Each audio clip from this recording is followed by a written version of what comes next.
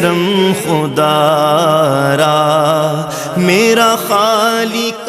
بسم اللہ الرحمن الرحیم وصلی اللہ تعالی علی نبینا الکریم وعلی آلہ الطاہرین وصحبہ اجمعین. ناظرین مکرم السلام علیکم.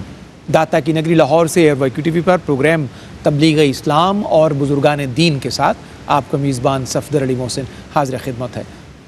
ربیع الثانی کی ربیع الاخر کی ان بابرکت گھڑیوں میں ہمیں آپ سے ملاقات کا شرف حاصل رہا ہے. اس پروگرام کے ذریعے آپ جانتے ہیں کہ یہ مبارک مہینہ، یہ رفت مآب مہینہ بہت سارے بزرگان دین کی نسبتوں کا حامل ہے، اور سب سے بڑھ کر اولیاء کی صف کے امام شہباز لامکانی، قطب ربانی، غوث سمدانی حضرت الشیخ سید عبد القادر جیلانی رضی اللہ عنہ تاجدار بغداد کی نسبت سے، ان کے عرس مبارک کی نسبت سے مملوء یہ مہینہ ہے. اس میں بزرگان دین کا ذکر ہے اور بزرگان دین کے سردار کا ذکر ہمارا موضوع سخن ہے. آج پہلی 5 پروگرامز کے سفر کے بعد چھٹے پروگرام میں ہم داخل ہوئے ہیں. چھٹے پروگرام میں دنیا بھر میں ٹی وی کے ناظرین کا خیر مقدم. میں سب سے پہلے بڑھوں گا اپنے معزز مہمانوں کے خیر مقدم کی جانب. آج کے چھٹے پروگرام میں ایک دفعہ پھر ہمیں شرف یاب کیا، عزت افزائی فرمائی، سفر کر کے تشریف لائے محتمم جامعہ فریدیہ ساہیوال جو عالم اسلام کی عظیم درسگاہ ہے، اس کے بانی کے بیٹے ابو نصر علیہ رحمہ کے بیٹے، بڑے کریمانہ انداز میں دین متین کی تبلیغ فرمانے والے، شفقت اور محبت کے پیکر جناب ڈاکٹر مظہر فرید صاحب. السلام علیکم. وعلیکم السلام. ڈاکٹر صاحب قبلہ خوش آمدید. ایک دفعہ پھر تشریف آوری پر آپ کا شکریہ. اور دوسری شخصیت گیرین یونیورسٹی لاہور سے ہمارے انتہائی معزز اور وقی مہمان جناب ڈاکٹر عرفان اللہ سیفی. السلام علیکم. وعلیکم السلام ورحمۃ قبلہ آپ کا بھی خیر مقدم، بزم غوثیت مآب میں خوش آمدید. اور تیسرے مہمان داتا کی نگری لاہور سے جنہیں اللہ رب العزت نے اپنے محبوب کی نعت کے صدقے پوری دنیا میں عزت، توقیر اور شہرت سے نوازا ہے، جناب فیصل احمد نقشبندی. السلام علیکم. فیصل بھائی خوش آمدید. میں حافظ مظہر علیہ رحمہ کے نعت کے 2 اشعار پیش کر کے آپ سے میں پہلی نعتیہ حاضری کی گزارش کروں گا. حسان الاثر حافظ مظہر الدین مظہر رحمۃ اللہ علیہ جو چشتی سلسلے کے ایک بڑے کریم بزرگ بھی ہیں، ان کے 2-3 بڑے خوبصورت شہرا آفاق اشعار سنیے. وہ لکھتے ہیں: جب لیا نام نبی میں نے دعا سے پہلے، جب لیا نام نبی میں نے دعا سے پہلے، میری آواز وہاں پہنچی صبا سے پہلے، میری آواز وہاں پہنچی صبا سے پہلے. ہمارا موضوع کیونکہ تصوف کا ہے، سالکان راہ طریقت کی بات ہے، تو یہ 2 اشعار بالخصوص یہ تصوف کے موضوع کی اور اس کے متھ کی بڑی شاندار نمائندگی کرتے ہیں. ڈاکٹر صاحب آپ کی، اور ڈاکٹر صاہب آپ کی میں بالخصوص توجہ چاہتا ہوں. حافظ مظہر لکھتے ہیں: کرنا منزل کی طلب راہنما سے پہلے، کرنا منزل کی طلب راہنما سے پہلے، ذکر محبوب سنا ذکر خدا سے پہلے.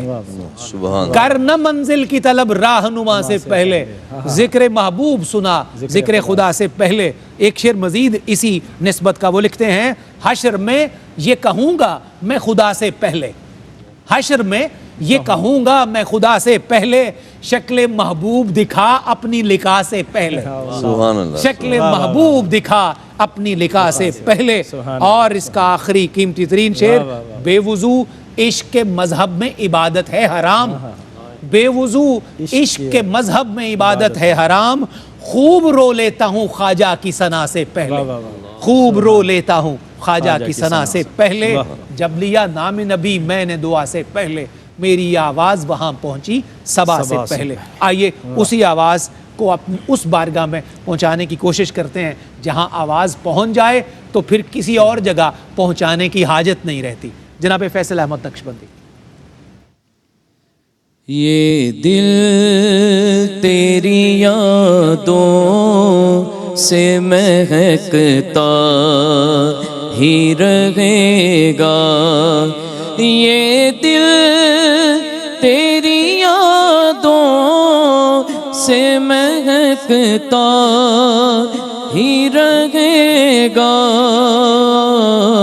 تیرا ہے یہ تیرا ہے یہ تیرا ہی رہے گا، تیرا ہے یہ تیرا ہے یہ تیرا ہی رہے گا. سرکار سہی آل کا صدقہ سرکار سے مانگو تو سہی آل کا صدقہ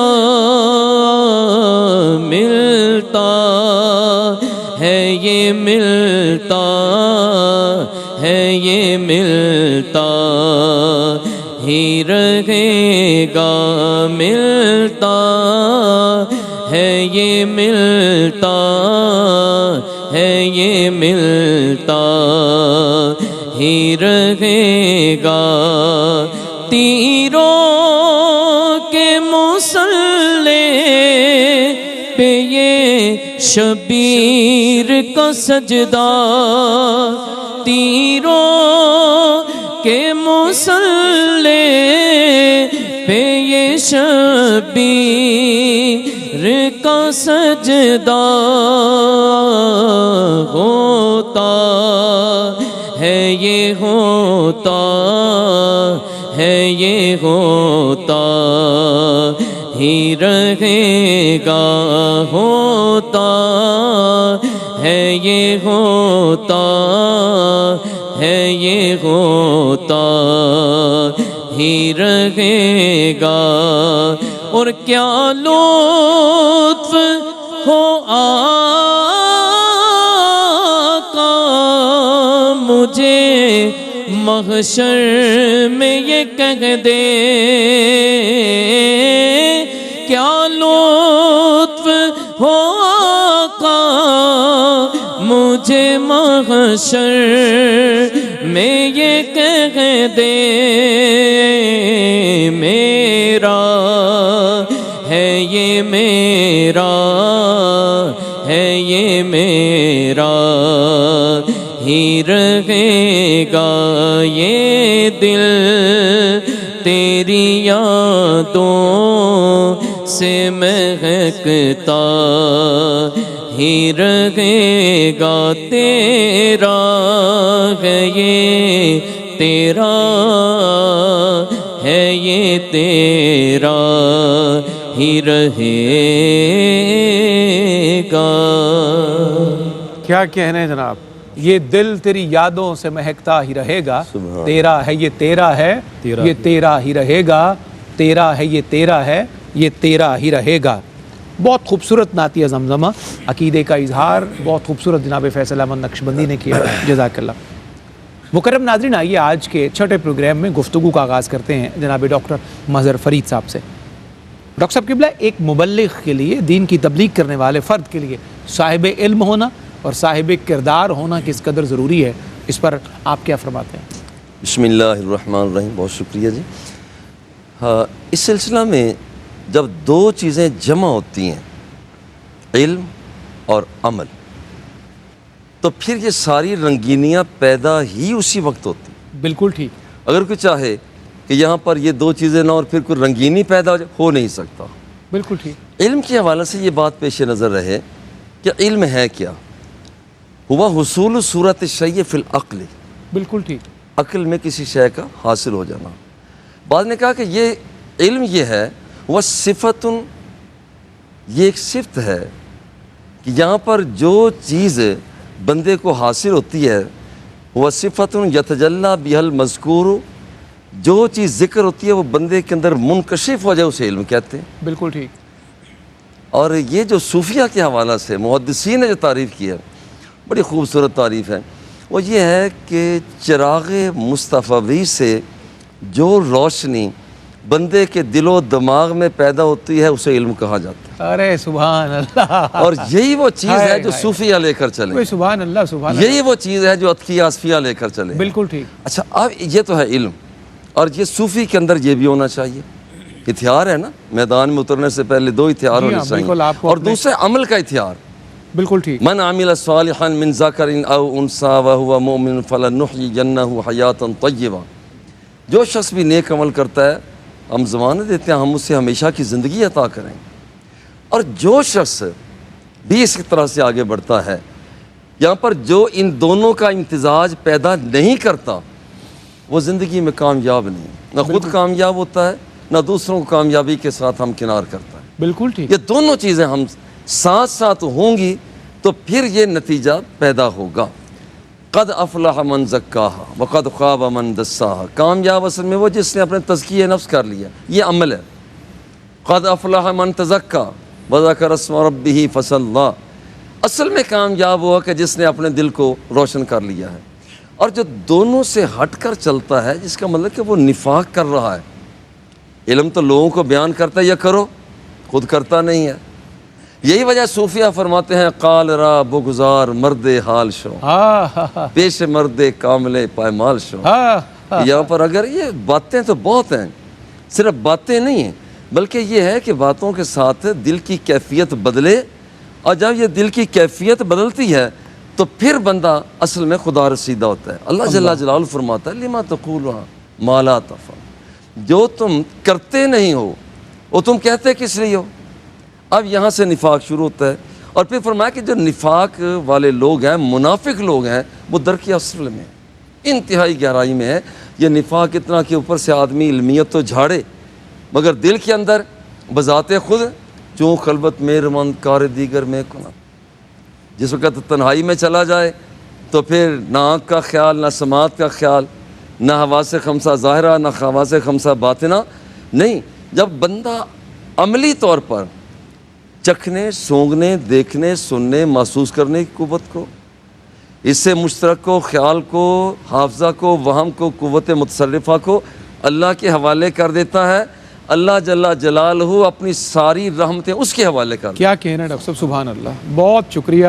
اور اتنے خوبصورت انداز میں آپ نے علم کی تعریف فرمائی ہے کہ دل میں اترتی چلی گئی ہے، اور بالخصوص وہ جملہ کہ چراغ مصطفی سے نور لے کر جو کچھ بندہ سیکھتا ہے وہی سارا کچھ علم ہے۔ اور پہلے حصے کا جو میں لب لباب سمجھتا ہوں ڈاکٹر صاحب کی گفتگو کا، وہ یہی ہے کہ دو رنگی چھوڑ یک رنگ ہو جا، سراسر موم یا پھر سنگ ہو جا۔ ایک رستے کا انتخاب کرنا ہمارے لیے بہت ضروری ہے، علم کا بھی اور اس کے ساتھ ساتھ عمل کا بھی۔ اللہ کرے کہ یہ رستہ ہمیں نصیب ہو جائے۔ ڈاکٹر صاحب ایک بڑا قیمتی سوال میں آپ کی خدمت میں، سوال بہت اہم ہے اور یہ بڑا دلچسپ بھی ہے مجھ جیسے طالب علم کے لیے بھی، میں آپ کی خدمت میں پیش کیے دیتا ہوں، جواب میں وقفے سے واپسی پر آپ سے عرض کروں گا کہ صوفیاء کرام کی جو علمی حیثیت ہے اور علمی مقام ہے، یہ ہمیں اکثر و بیشتر مخفی نظر آتا ہے۔ یہ تھوڑا سا ہمیں لگتا ہے کہ ان کا جو قد کاٹ، ان کی شخصیت، ان کا تعارف، یا ممکن ہے اگر غلط نہ ہو کہ شاید کرامات کے اظہار کے اتنے واقعات ہو گئے کہ ان کا علم اور ان کی باقی چیزیں جو ہیں وہ پچھلے سٹیپ پہ نظر آتی ہیں، اور تھوڑا سا ان کا یہ والا مقام ہمیں بہت ساری جگہوں پہ مخفی اور تھوڑا سا پیچھے نظر آتا ہے۔ اس کو ہم سمجھیں گے کیسے؟ یہ بہت اہم سوال ہے، تو میں وقفے سے واپسی پر جواب آپ سے عرض کروں گا، ایک مختصر وقفہ۔ ویلکم بیک ناظرین کرام، پروگرام تبلیغ اسلام اور بزرگان دین داتا کی نگری لاہور سے ARVQ TV پر ربیع الاخر کی رفت مآب گھڑیوں میں سردار الاولیاء کا تذکرہ اور دیگر اس خوشبخت قبیلے کا تذکرہ جنہوں نے اسلام کی تبلیغ میں اپنی پوری زندگیاں، مال، اموال اور سب کچھ اللہ کی راہ میں اثار کر دیا، ان کا ذکر۔ بڑا اہم سوال میں ڈاکٹر عرفان اللہ سیفی صاحب کی خدمت میں پیش کر چکا، ڈاکٹر صاحب جواب کا میں طالب آپ سے۔ جی بسم اللہ الرحمن الرحیم، بہت شکریہ۔ سب سے پہلے تو ہمیں ایک غلط فہمی کا ازالہ کرنا ہے۔ بالکل وہ صحیح۔ یہ کہ بہت سارے لوگوں کے ذہن میں شاید یہ بات ہے کہ یہ جو بزرگی ہے، تصوف ہے، ولایت ہے، اس کا کوئی علم سے کوئی زیادہ تعلق نہیں ہے، یا عبادت، ریاضت، مجاہدے اور یہ چیزیں انسان کو ولایت دیتی ہیں۔ میں یہ عرض کروں کہ یہ بات درست نہیں ہے۔ اب جتنے اولیاء کرام کو دیکھیے کہ وہ پہلے عالم ہوئے ہیں اور اس علم کے اندر اخلاص حاصل کرنے کے بعد اللہ تعالیٰ نے ان کو وہ رتبہ اور مقام عطا فرمایا ہے۔ بالکل ٹھیک۔ یا علم کے ساتھ ساتھ عمل اور اخلاص، جس طرح ڈاکٹر صاحب فرما رہے تھے، علم کے ساتھ اخلاص اور عمل اور خشیت جب آتی گئی ہے تو اللہ تعالیٰ نے وہ رتبہ عطا فرمایا۔ کوئی بھی ہمیں نہ کسی بزرگ کی ایسی تعلیم نظر آتی ہے اور نہ ہی علم کے بغیر کوئی ہمیں بزرگ اس طرح کے نظر آتے ہیں، الا ماشاء اللہ۔ کوئی استثنائی کیفیات امی ولایت کے حوالے سے وہ بہت کم ہے، لیکن عمومی صورتحال یہ ہے، آپ کتب تصوف کو اٹھا کے دیکھیے، آپ رسالہ قشیریہ دیکھیے، کشف احیاء العلوم دیکھیے، کشف المحجوب کا آغاز ہی اثبات العلم سے ہو رہا ہے۔ آپ نے پہلا چیپٹر ہی اثبات العلم فرمایا تاکہ پتہ چلے کہ یہ علم بہت زیادہ ضروری ہے۔ لیکن اس کے ساتھ ساتھ آپ نے یہ ذکر فرمایا کہ علم وہ ہو جو انسان کے عمل کے ساتھ ملا ہوا ہو. علم برائے علم یا علم برائے بحث یا علم برائے فخر، لوگوں کے اوپر جو ہے وہ اپنا تفوق ظاہر کرنے کے لیے علم حاصل کرنا، یہ مقصد علم نہیں ہے. حضور غوث پاک رضی اللہ تعالیٰ عنہ کی مجھے بات یاد آتی ہے. آپ فرماتے ہیں درست العلم حتی صرت قطبہ، میں علم حاصل کرتا رہا حتیٰ کہ مقام قطبیت پر پہنچ گیا. تو وہ علم کون سا تھا؟ وہ صرف لفظوں کا علم نہیں تھا، وہ علم حقیقت تھا، اور وہ علم یعنی اللہ تبارک و تعالیٰ کے قرب تک پہنچانے والا، جس کا ذکر اللہ نے فرمایا انما یخشی اللہ من عبادہ العلماء، یعنی جو علم والے ہیں اصل میں خشیت ان کے پاس ہوتی ہے. تو اس کا مطلب یہ ہوا کہ علم اور خشیت یہ ساتھ ساتھ چلتے ہیں. دوسری بات جو ہے کہ یہ اہل علم کا یا اہل تصوف کا یا اولیاء کرام کا علم پھر مخفی کیوں ہے؟ اس کی ایک بات تو یہ ہے کہ انہوں نے سب سے پہلے اپنے آپ کو مخفی رکھا اور اللہ کے قریب لوگوں کو کرنے کی کوشش کی، اور انہوں نے اپنے علم کا اتنا چیز ظاہر کی جتنی لوگوں کے لیے فائدہ مند تھی. اپنے آپ کو بطور عالم متعارف نہیں کروایا، بلکہ خادم، اللہ تبارک و تعالیٰ کا عاجز بندہ ہونے کے طور پر متعارف کروایا. لیکن بہت سارے ایسے اولیاء کرام ہیں جو صاحب کتاب نہیں ہیں، ان کا علم تو ہم تک پہنچا نہیں ہے. لیکن جتنے اولیاء کرام ہیں جو صاحب کتاب ہیں، اگر آپ ان کے علم کو دیکھیں تو آج بھی لوگ شروحات کرنے میں تھک گئے ہیں، لیکن ان کی جو چیزیں ہیں وہ ابھی تک لوگوں کے یعنی وہم و گمان میں اور لوگوں کے جو ادراک ہے ان تک نہیں پہنچ پائی، کیونکہ علم کا مقام وہ تھا. تو ایک بات تو یہ ہے کہ وہ عاجزی اور انکساری کا پیکر تھے، اور وہ نہیں یہ چاہتے تھے کہ لوگ ہمارے علم کی واہ واہ کریں، بلکہ وہ اتنی چیزیں لوگوں کے سامنے کرتے تھے جو لوگوں کو اللہ کے قریب کر دیں. اور دوسری بات اس حوالے سے یہ ہے کہ وہ علم کے ساتھ ساتھ عمل پر زور دیتے تھے، اور وہ کہتے تھے تھوڑا سیکھ لو لیکن وہ اپنے عمل کے ساتھ سیکھو. اچھا ہے. آپ صحابہ کرام کی حضرت عمر فاروق رضی اللہ تعالیٰ عنہ کی مثال ہے. اگر آپ قرآن مجید یاد کرتے ہیں، سورہ بقرہ کی کو یاد کرتے وہ اتنا ٹائم لے جاتے ہیں، اس لیے تاکہ سورہ بقرہ کی ایک ایک آیت یاد بھی کروں اور اس پر عمل بھی کروں، اور پھر اس کو سیکھتا بھی جاؤں اور اپنے عمل کا حصہ بھی بناتا جاؤں. اور پھر تیسری بات یہ ہے کہ ان کا اصل مقصد جو ہے وہ اللہ تبارک و تعالیٰ کے قریب کرنا تھا، اور علم کی بعض اوقات ان کی جو پرواز ہے وہ وہاں تک ہے کہ جہاں عام بندہ پہنچ نہیں پاتا.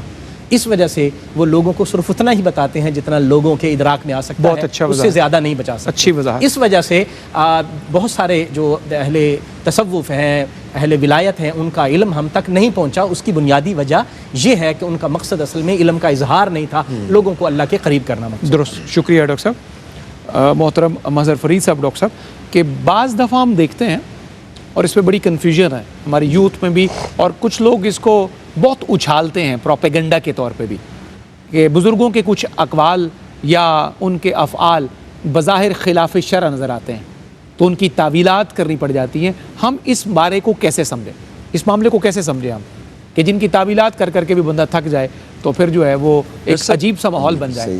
ایسا وہاں فرما رہے ہیں، یہ اصل میں تصوف کو اگر ہم دو حصوں میں تقسیم کریں دور کے اعتبار سے، تو پھر بات زیادہ سمجھ آ جاتی ہے. ایک ہے ابتدائی تصوف. ٹھیک.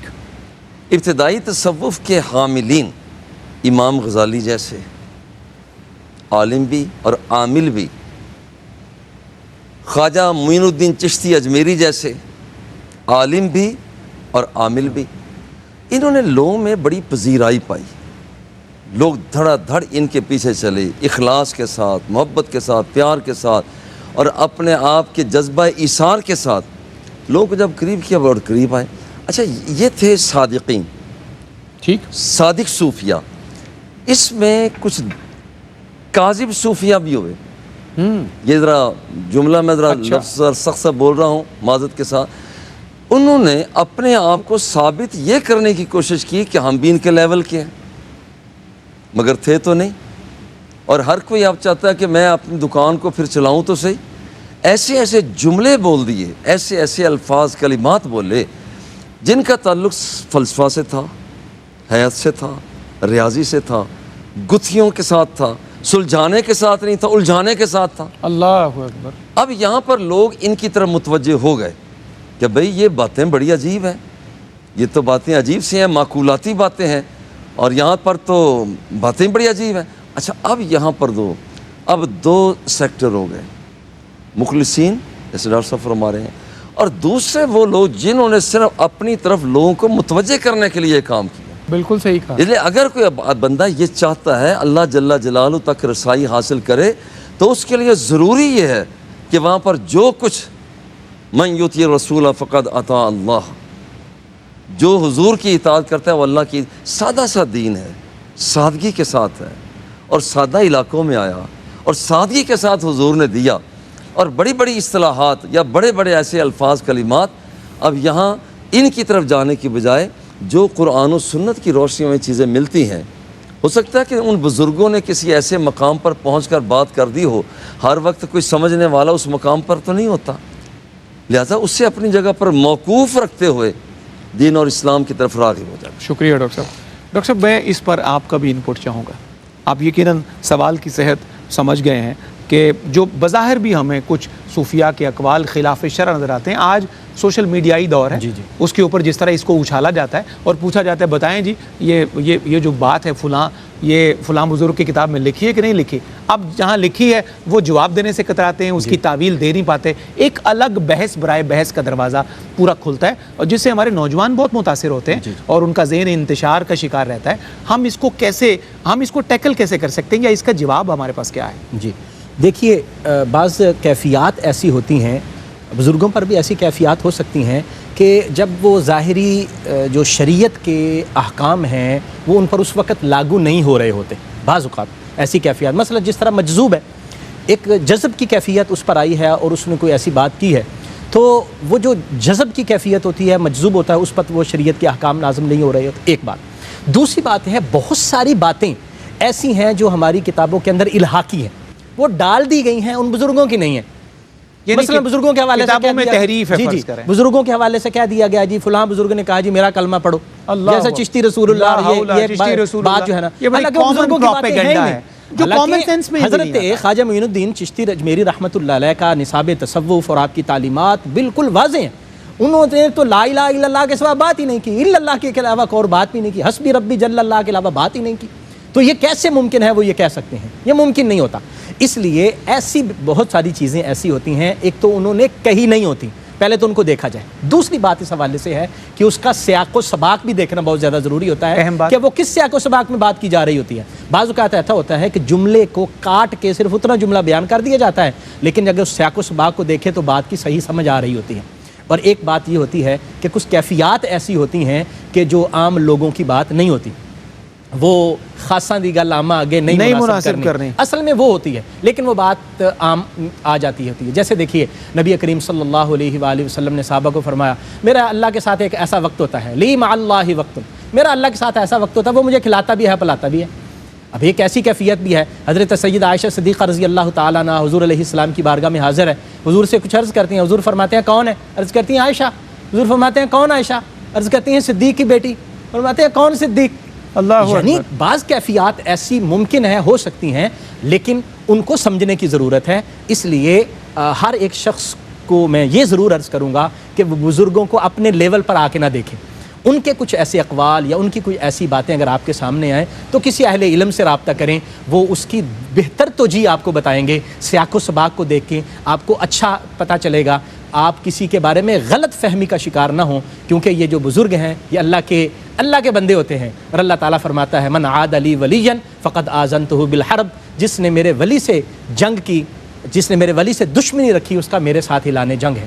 تو اس لیے کسی بھی اللہ کے ولی کی کے بارے میں غلط فہمی کا شکار ہونے سے پہلے آپ اچھی طرح تحقیق کر لیں، کیونکہ ہر چیز کے جواب موجود ہیں، اور ہاں وکیل بعض اوقات کمزور ہوتا ہے تو مقدمہ صحیح پیش نہیں کر پاتا اس وجہ سے، وگرنہ یہ اللہ کے جو ولی ہیں وہ الحمدللہ وہ اپنی جگہ پر بالکل درست ہوتے ہیں۔ نہایت اچھا اور مختصر سا وقفہ۔ ویلکم بیک ناظرین، آپ کا ایک دفعہ پھر خیر مقدم ہے۔ چھٹا پروگرام ہے تبلیغ اسلام اور بزرگان دین کے حوالے سے، بہت خوبصورت گفتگو دونوں جانبین سے ہمیں موصول ہوئی ہیں، اور بالخصوص وقفے میں جانے سے پہلے جو مثال ڈاکٹر عرفان اللہ سیفی صاحب نے عنایت کی ہے حضور علیہ السلام کی سیرت کے حوالے سے، ایک وقت ایسا بھی ہے کیفیات اس طرح کی بھی ہوتی ہیں، انہیں سمجھنے کی ضرورت ہوتی ہے۔ آج کل کیونکہ سوشل میڈیا کا دور ہے، فیک نیوز کا دور ہے، اور خبروں کو پر لگا کے بلا وجہ پرواز کروانے کا دور ہے، تو سب سے پہلے تحقیق کا مادہ درست کیجیے، تحقیق سب سے پہلی شرط ہے. کمی بیشی کی صورت میں کسی اچھے سمجھدار سلجھے دیانتدار آدمی سے مشورہ بھی کر لیں, اور خام خواہ جھوٹ کا چورن بیچنے والی جو فیکٹریاں ہیں سوشل میڈیا سے, ان سے اجتناب کریں. حقیقت کا دامن پکڑیں گے تو ممکن ہے کہ اللہ کے ولیوں پر زبردستی یہ جو داغ لگانے کی کوشش کرنے والے جو بدبخت ہیں ان سے آپ کی جان بھی چھوٹ جائے اور خوشبختوں کے قبیلے سے آپ کا رابطہ آسان بھی ہو جائے. ڈاکٹر صاحب قبلہ, پروگرام کے اختتامی لمحے ہیں, تو میں آپ سے جو صوفیہ کرام کی تعلیمات اور احوال کا اگر ہم مطالعہ کرنا چاہیں تو کیا اس کے بھی کچھ اصول اور اس سے کچھ آداب ہیں؟ چند باتیں ہمیں آپ مختصراً عنایت فرما دیں. ڈاکٹر صاحب, یہ علماء اور صوفیہ انہیں قریب کرنے کی ضرورت ہے. بڑی قیمتی بات ہے. ویسے یہ خلیج ہے بڑی ڈاکٹر صاحب, یہ ویسے دکھتی رگ پہ آپ نے ہاتھ رکھا ہے. ہمارے ہاں ایک طرف معذرت کلامی کی نہایت معافی, ایک طرف اگر ایک بندہ عالم ہے یا معذرت کے ساتھ لفظ مولوی اختیار کیا جائے تو وہ الگ اپنی ڈومین میں کھڑا ہے, صوفی کی الگ ڈومین ہے, وہ درمیان میں 7 سمندر لگتا ہے, اور اس وجہ سے لوگ جو ہیں اس کنفیوژن کی وجہ سے باہر نہیں نکل پا رہے. ایسا یہ پہلے پارٹیشن تھی نہیں. صحیح. پہلے جو صوفی ہوتا تھا وہ عالم ہوتا تھا, جو عالم ہوتا تھا وہ صوفی ہوتا تھا. اچھا, مگر یہ بعد میں یہ آہستہ آہستہ کچھ معاملہ بڑھتا چلا گیا. وہ ایک طرف یہ عالم ہے, یہ صوفی ہے. یہ پارٹیشن درست نہیں ہے, چونکہ علم سے بڑھ کر اور زیادہ صوفیت کیا ہو سکتی ہے؟ من یرید اللہ بہ خیرا یفقہہ فی الدین. سبحان اللہ. جس کے ساتھ اللہ جل جلالہ بھلائی کا ارادہ رکھتا ہے اسے فقہ عطا کر دیتا ہے, دین کی تفہیم عطا دین کر کی طرف تفہیم دے دیتا ہے, تفہیم کر دیتا ہے. بہت بڑا کام. اب ضرورت اس بات کی ڈاکٹر صاحب, علماء صوفیہ کی محفل میں جا کر بیٹھیں, عز و انکساری کے ساتھ بیٹھیں, اپنا وہ جو ان کا معیار ہے بہت بڑا معیار ہونا بھی چاہیے, مگر اس کو یہاں کچھ دیر کے لیے بھلائیں. اور اس صوفیہ کے لیے صوفیت جو ہے وہ تو عزت سکھاتا ہے, وہ تمکنت نہیں, عزت سکھاتا ہے, عاجزی سکھاتا ہے. صوفیہ کو چاہیے کہ علماء کے پاس جا کر مسائل پر ڈسکس کریں, اور پھر یہ ہے یہ 2 تاکہ قریب ہو جائیں گے. ایک بات ہے. اور دوسری بات یہ ہے کہ آج ہمارے عصری علوم اور دینی علوم کو الگ الگ کر کے پیش کیا جا رہا ہے. کیا ہی خوب ہو کہ ہمارے مدارس کے اندر, جیسا کہ بہت سارے الحمدللہ ہم کر رہے ہیں, جی ہاں, ہمارے ساتھ ساتھ یہ کر رہے ہیں, اور ساتھ ہم PhD کرواتے بھی ہیں, مگر جتنا زور یہ لگایا جاتا ہے اتنا اس سے آدھا زور یہ لگا دیا جائے جو ہمارے عصری علوم کے سکولز ہیں, کالجز ہیں, یونیورسٹیاں ہیں, ان کے اندر جیسے جو دینی تعلیمات ہیں جسے ہم درس نظامی کہتے ہیں, اس کا بہت سا حصہ کچھ ادھر چلا جائے. بہت اچھا. جس وقت یہ دونوں چیزیں آپس میں ملیں گی تو ایک شخص مجمع البحرین بن کے سامنے آئے گا تو پھر دنیا بھی سنور جاتی ہے اور آخرت بھی. کیا کہنے, کیا خوبصورت بات آپ نے ارشاد فرمائی ہے. ڈاکٹر صاحب, آپ اختتامی کلمات کی صورت میں ہمیں کیا پیغام عنایت کرتے ہیں؟ دیکھیے, قرآن مجید میں اللہ تبارک و تعالیٰ نے فرمایا یضل بہ کثیرا و یہدی بہ کثیرا, یعنی قرآن وہ ہے کہ جس سے بہت سارے لوگ ہدایت بھی پاتے ہیں اور گمراہ بھی ہو جاتے ہیں. درست ہے. حالانکہ قرآن تو کتاب ہدایت ہے, کتاب تو ایک ہی ہے, کتاب تو کتاب ہدایت ہے, ہدی للمتقین ہے, یہ بلکہ ہدی للناس بھی ہے. اور پھر گمراہ کیسے ہو جائے گا؟ لیکن اس میں گمراہی کی اصل وجہ اس کا اپنا اندر ہے. ایگزیکٹلی. اس اندر کی خرابی کی وجہ سے گمراہ ہوتا ہے. اسی وجہ سے جو بزرگ ہیں ان کے متعلق جب غلط خیال رکھے گا, غلط نظریہ رکھے گا, تو پھر ان سے اکتساب فیض نہیں کر سکتا. اس لیے ان کے متعلق خوش گمانی رکھنی بہت زیادہ ضروری ہے. ویسے بھی حضور نے فرمایا ظن المؤمنین خیرا, عام مومن کے متعلق فرمایا کہ مومنوں کے متعلق اچھا گمان رکھو. تو جو اولیاء کرام ہیں ان کے متعلق تو ہمیں بہت اچھا گمان رکھنا چاہیے. دوسری بات میں یہ عرض کروں کہ ہمارے یہاں پر جو بات پھیلائی جا رہی ہے اہل اللہ کے حوالے سے, بزرگان دین کے حوالے سے, ہمیں اس کو سمجھنے کی ضرورت ہے کہ ہم اصل ان بزرگوں کی کتابیں پڑھیں, بجائے اس کے کہ میں حضور غوث پاک کی باتیں کسی سے سنوں. میں آج حضور غوث پاک رضی اللہ عنہ کی تعلیمات بیان ہو رہی ہیں, یا یہ مہینہ جو ہے ربیع الثانی کا مہینہ, حضور غوث پاک کا مہینہ, اس مہینے میں کیوں نہ میں ان کی کوئی کتاب بھی پڑھ لوں. آپ فتوح الغیب پڑھ لیں, آپ فتح الربانی پڑھ لیں, اب تو کتابوں کے ترجمے بھی ہو چکے ہیں. آپ ان کو پڑھیں گے تو آپ دیکھیں گے کہ یار جس طرح کی توحید انہوں نے بیان کی ہے کوئی بندہ کر ہی نہیں سکتا. انہوں نے اس طرح کی خوبصورت چیزیں بیان فرمائی ہیں. حضور غوث پاک رضی اللہ تعالیٰ عنہ کی فتوح الغیب میں ایک چیپٹر ہے جس میں انہوں نے تصوف کے 10 اصول بیان فرمائے ہیں. اس میں ایک چیز انہوں نے بیان کی کہ اپنے آپ کو عاجزی اور انکساری کا پیکر بنا لو، ایون کہ اپنے آپ کو کسی سے اچھا نہ سمجھو، یہاں تک کہ اپنے آپ کو کافر سے بھی اچھا نہ سمجھو. اللہ اکبر. حضرت امام ربانی مجدد الفسانی فرماتے ہیں کہ میں اپنے آپ کو کافر فرنگ سے بھی بہتر نہیں سمجھتا. یعنی آپ اندازہ لگائیے ان کی عاجزی اور انکساری کا. اور حضور غوث پاک وہاں ذکر فرماتے ہیں کہ کیوں؟ وہ فرماتے ہیں کہ یہ سمجھو کہ آج یہ کافر ہے، اللہ نہ کرے میری شامت اعمال کی وجہ سے کہیں کل میں مجھ سے ایمان چھن جائے اور یہ بندہ مومن ہو جائے تو وہ تم سے افضل ہو جائے گا. اسی طرح کوئی بزرگ دیکھتے ہو تو اپنے آپ کو اس سے کم تر سمجھو، وہ بزرگ ہے، اس نے نیکیاں زیادہ کی ہوں گی، تم چھوٹی عمر ہو تمہاری اتنی نیکیاں. یعنی یہ تعلیمات ہیں ان بزرگوں کی. تو ہمیں چاہیے کہ ہم ان کی ان مثبت تعلیمات کو لیں، اپنائیں، بجائے اس کے کہ ان کے متعلق غلط خیالات اور جو غلط چیزیں بیان کی جا رہی ہیں ان کو ہم ان کے متعلق غلط فہمی کا شکار بنیں اور اپنے بھی ایمان کو خراب کریں اور اللہ تعالیٰ کی رحمت سے بھی دور ہوں. ہمیں اس سے بچنے کی کوشش. جزاک اللہ ڈاکٹر صاحب. بہت شکریہ ڈاکٹر مظہر فرید صاحب آپ کا. آپ ہمیشہ بندہ نوازی فرماتے ہیں. ہم فقیر جب بھی عرضی کرتے ہیں آپ سفر کر کے تشریف لاتے ہیں. اللہ آپ کو سفر میں حضر میں ہمیشہ محفوظ اور مامون رکھے. ڈاکٹر عرفان اللہ صاحب قبلہ، آپ ہمیشہ بہت شفقت سے ساری نشستوں میں ہمیں قیمتی ترین پیغامات سے ہمارے قلب و روح تک روشنی پہنچاتے ہیں. آپ کا بہت شکریہ. فیصل بھائی، آپ سے بھی ہم نے منقبت سنی ہے. اختتامی کلمات کے طور پر ڈاکٹر صاحب کی ایک بات کو میں تھوڑا سا آگے بڑھا کے ایک قطعہ حضور غوث پاک کی خدمت میں پیش کروں گا. آپ نے فرمایا کہ عامت المسلمین سے ہمیں حسن ظن رکھنے کی بتایا گیا ہے، حکم دیا گیا ہے کہ خوشگمانی رکھا کرو، بدگمانی سے بچا کرو. حقیقتاً بدگمانی کا جو سب سے بڑا نقصان ہم سمجھتے ہیں وہ یہ ہے کہ بدگمانی کو بڑھا کر تم نے یہ کیا کر دیا، بدگمانی کو بڑھا کر تم نے یہ کیا کر دیا، خود بھی تنہا ہو گئے، مجھ کو بھی تنہا کر دیا. یہ بدگمانی کا سب سے بڑا نقصان ہے کہ بندہ ہر ایک سے کٹ جاتا ہے اور دوسرے اس سے کٹ جاتے ہیں اور بندہ صرف اپنے آپ کے لائق ہی رہ جاتا ہے. تو اس نقصان سے بچیں. اہل اللہ سے، اللہ کے نیک بندوں سے خوشگمانی رکھیں، ان کو پڑھیں، تحقیق کریں، پھر جو بات دل میں اترے آپ اسے اختیار کر لیں. جب دم آخر خیال آیا بڑے غم ساتھ ہیں، اس کی رحمت بول اٹھی غم نہ کر ہم ساتھ ہیں. جب دم آخر خیال آیا بڑے غم ساتھ ہیں، اس کی رحمت بول اٹھی غم نہ کر ہم ساتھ ہیں. اقربا کیوں رو رہے ہیں، میں کوئی تنہا نہیں ہوں، غلام غوث اعظم، غوث اعظم ساتھ ہیں. ہوں غلام غوث اعظم، غوث اعظم ساتھ ہیں. آئیے منقبت سنتے ہیں تاجدار اولیاء کی، جناب فیصل احمد نقشبندی.